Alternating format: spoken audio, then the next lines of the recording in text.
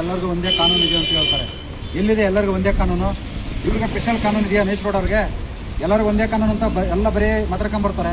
ಇವ್ರಿಗೆಲ್ಲ ಕಾನೂನು ಇದೆ ಅಂದರೆ ಜೇಬ್ ತುಂಬ ಇರೋರು ಒಂದು ಕಾನೂನು, ಜೇಬಲ್ಲಿ ಇಲ್ದವ್ರು ಒಂದು ಕಾನೂನು ಇದೆಯಾ? ಇದು ಕೋರ್ಟ್ ಹಂಗಾರೆ ಏನು ಸುಮ್ಮನೆ ಕೋರ್ಟ್ಗೆ ಹಂಗೆ ಅವಮಾನ ಮಾಡ್ತಾ ಇದ್ದಾರೆ, ಹೈಕೋರ್ಟ್ಗೆ ಕಾನೂನಿಗೆ ಅವಮಾನ ಮಾಡ್ತಾ ಇದ್ದಾರೆ. ಇದಕ್ಕಿಂತ ಅವಮಾನ ಇನ್ನೇನಿದೆ? ಕೋರ್ಟ್ಗೆ ಭಯಂಕರ ಅವಮಾನ ಮಾಡ್ತಾ ಇದ್ದಾರೆ ಈ ನೈಸ್ ರೋಡ್ನವರು. ಇದು ಈ ಹೈಕೋರ್ಟ್ಗೆ ಅವಮಾನ, ಇದು ಭಯಂಕರ ಅವಮಾನ ನಮ್ಮ ಕರ್ನಾಟಕದಲ್ಲಿ ಮಾಡ್ತಾ ಇರೋದು. ಅಕಸ್ಮಾತ್ ನಾವೇನಾರು ಒಂದು ಸಣ್ಣ ತಪ್ಪು ಮಾಡಿದ್ರೆ ಇಷ್ಟೊತ್ತಿಗೆ ಒಳಗೆ ಹಾಕಿರೋರು. ಈಗ ಇವರು ಕೋರ್ಟ್ ಆರ್ಡ್ರು ಕೊಟ್ಟರು ಕೂಡ ಇವರು ಟೋಲ್ ಸಂಗ್ರಹಣೆ ಮಾಡ್ತಾ ಇದ್ದಾರೆ. ಇದು ತಪ್ಪಿದು, ಇದು ತಪ್ಪಿದು ಇದು. ಯಾಕಂದ್ರೆ ಎರಡು ಕಡೆಗೂ ಸರ್ವಿಸ್ ರೋಡ್ ಇಲ್ಲ. ಇನ್ನು 111 ಕಿಲೋಮೀಟರ್ ರೋಡ್ ಹಾಕಬೇಕು, 5 ಟೌನ್ಶಿಪ್ ಆಗಬೇಕು.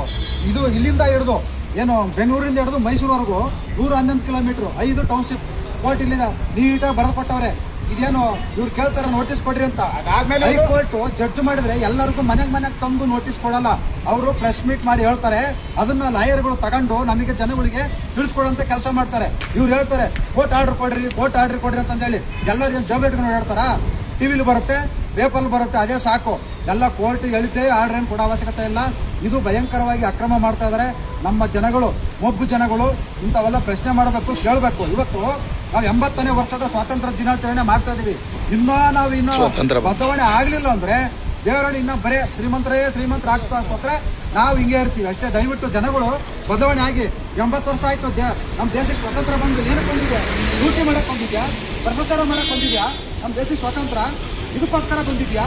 ಇಷ್ಟೆಲ್ಲ ಏನು ಇವತ್ತು ಬಾವುಟ ಏರಿಸ್ಬಿಟ್ಟು ಮಕ್ಕಳಿಗೆ ಚಾಕ್ಲೇಟ್ ಕೊಟ್ಟು ಮನೆ ಕಳಿಸ್ಬಿಟ್ರೆ ಮುಗಿದೋಯ್ತಾ?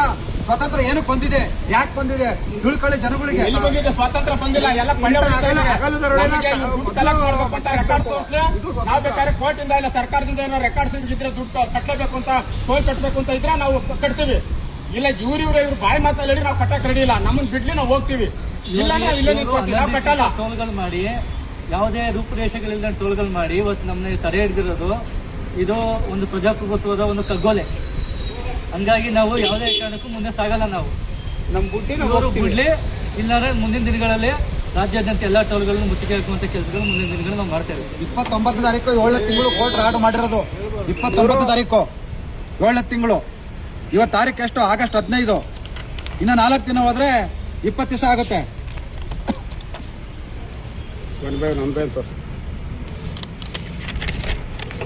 ಇಲ್ಲ ಇವರು ದಾಖಲೆ ಕೇಳ್ತಾರಲ್ಲ, ದಾಖಲೆ ತೋರಿಸ್ತಾ ಇದೀವಿ. ಇಲ್ಲಿ ನೋಡಿ, ಇದೆ 111 ಕಿಲೋಮೀಟರ್, ಇಲ್ಲಿ 5 ಟೌನ್ಶಿಪ್, ಎಲ್ಲ ಡೀಟೇಲ್ಸ್ ಇದೆ. ಆದ್ಮೇಲೆ ಇವರು ಟೋಲ್ ಕಲೆಕ್ಟ್ ಮಾಡಬೇಕಾಗಿದ್ದು. 29 ತಾರೀಕು 7ನೇ ತಿಂಗಳು 20 ದಿವಸ ಆಯ್ತು. ಎಲ್ಲ ಪ್ರಜೆಗಳೇ ದಯವಿಟ್ಟು ಸಾರ್ವಜನಿಕರು ಇದ್ರ ಬಗ್ಗೆ ಪ್ರಶ್ನೆ ಮಾಡೋದಕ್ಕೆ ಅರ್ಜೆಂಟ್ ಏನು ದಿನ ಇದ್ದತೆ ಏನ್ ನಿಮ್ ತರ ಅರ್ಜೆಂಟ್ ಇದ್ದು ಬಿಟ್ರೆ ಜನಗಳು ಬರೇ ಪ್ರಧಾನಮಂತ್ರಿ ತಲೆ ಕೆಡ್ಸ್ಕೊಳ್ಳಲ್ಲ, ಜನಗಳು ತಲೆ ಕೆಡ್ಸ್ಕೋಬೇಕು. ನಾವು ಕಟ್ಟಂತ ಟ್ಯಾಕ್ಸ್ ಅಲ್ಲಿ ಇವತ್ತು ಕೇಳೋರು ಯಾರು ಇಲ್ಲ. ಇವ್ರು ಇಷ್ಟ ಬಂದಂಗೆ ಲೂಟಿ ಮಾಡೋ ಜನಗಳ ಹತ್ರ ಗೊತ್ತಿಲ್ಲ, ಏನೋ ಮಾಡಿ ಕಿತ್ಕೊಂಡು ಕಳಿಸು. ಅಶೋಕ್ ಮೊನ್ನೆ ಪ್ರೆಸ್ ಮೀಟ್ ಅಲ್ಲಿ ಕೇಳ್ತಾರೆ ಜನ, ಉತ್ತರ ಕೊಡಕ್ಕೆ ಯೋಗ್ಯತೆ ಇಲ್ಲ ಅಪ್ಪನಿಗೆ. ಅವನ್ನೇ ಕೇಳ್ರಿ, ಸೆಂಟ್ರಲ್ ಮಿನಿಸ್ಟರ್ ಅವನ್ನೇ ಕೇಳ್ರಿ ಅಂತ ಹೇಳ್ತಾರೆ. ಒಬ್ಬ ಸೆಂಟ್ರಲ್ ಮಿನಿಸ್ಟರ್ಗೆ ಅವನ್ನೇ ಕೇಳ್ರಿ, ಏಕವಚನದಲ್ಲಿ ಮಾತಾಡ್ತಾರೆ ಮನುಷ್ಯ. ಇವ್ರ ಎಷ್ಟು ಉಂಬತನ ಇವ್ರಿಗೆ ಏನ್ ಗೊತ್ತಾ? ದುಡ್ಡು, ಸಾರ್ವಜನಿಕರು ದುಡ್ಡು ಕೊಳ್ಳೆ ಹೊಡೆದು ರೂಢಿ ಆಗ್ಬಿಟ್ಟಿದ್ಯಲ್ಲ, ಹಂಗಾಗಿ ಅವ್ರಿಗೆ ಬೇಕಾಬಿಟ್ಟು ಮಾತು. ಈ ರಾಜ್ಯದ ಜನತೆಗೆ ಮನವಿ ಮಾಡೋದಂದ್ರೆ ಪ್ರತಿಯೊಬ್ಬರು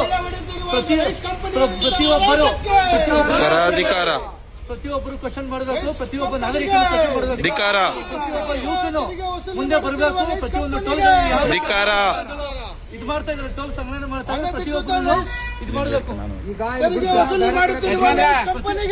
ಈಗ